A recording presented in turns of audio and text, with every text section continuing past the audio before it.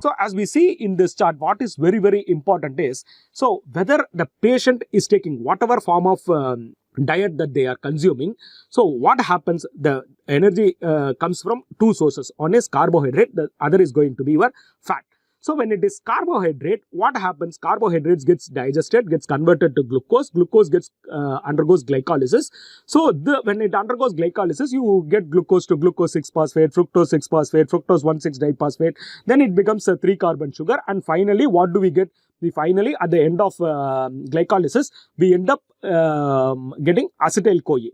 Similarly, for fat also, what happens, whether it is a 14-carbon or a 16-carbon fat molecule, so finally what it produces is acetyl-CoA. So this acetyl-CoA is produced both from carbohydrate resources as well as from the fat resources. So finally it forms this 2-carbon acetyl-CoA. This acetyl-CoA enters the citric acid cycle. So acetyl-CoA becomes a citrate, and the citric acid cycle gets completed. So why does it undergo citric acid cycle?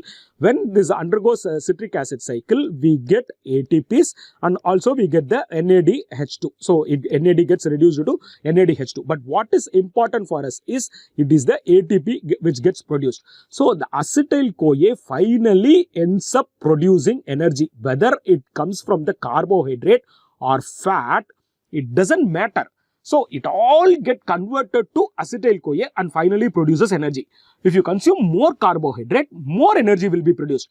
If you consume more fat, more energy will be produced. So carbohydrate per gram, it gives about 4 calories, and fat per gram, it gives about 9 calories. So if you are consuming more fat, if one is advised more fat, he will end up producing more amount of energy than the carbohydrate resources.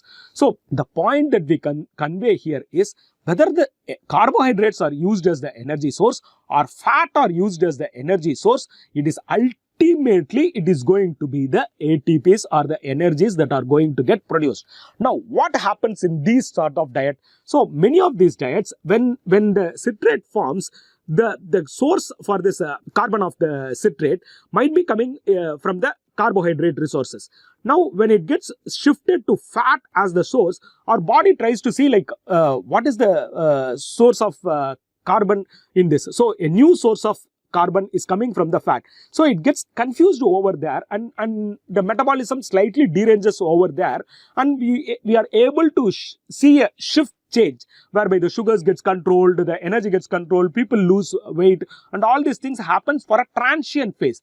And after 4 months, if you see whatever like adaptation has happened, it is able to see that the energy is the same, the calories are the same, the ATPs which are getting produced are even much more if fat is going to be the source of energy. So that adaptation or that the maladaptation changes, and it tries to get reversed to the previous stage. Means the sugars again, it doesn't get controlled. The thin individual who became thin, he again becomes fat. So this is what is happening at the end of this. So what we need to understand is whatever diet, the novel diet, the so-called advices of paleo diet, all these things, what happens is people just change the source of the carbon atom from one macronutrient to the other macronutrient, whereby they may show a transient response, and within a period of 6 months, if you see any person who has moved to these diets, any of these diets, the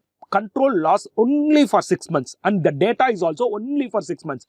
After that, if you see at the end of 1 year, at the end of 2 years, no benefit. So that is the reason why a transient response might be seen with all these things, but it is not going to be a permanent response for the individual. He will be back to square one. So what is important is it is not shifting the resource from this to this. That is not going to help our patient. Rather, the total calories has to come down. That is the most important thing that we need to take at the end of this session. So this is the second carry home point that we are going to tell you. So now I will talk about one Mr. A, who is diabetic. His total cholesterol is about 243, triglyceride is about 213, HDL is 43, and LDL, which is by direct measurement, is about 168.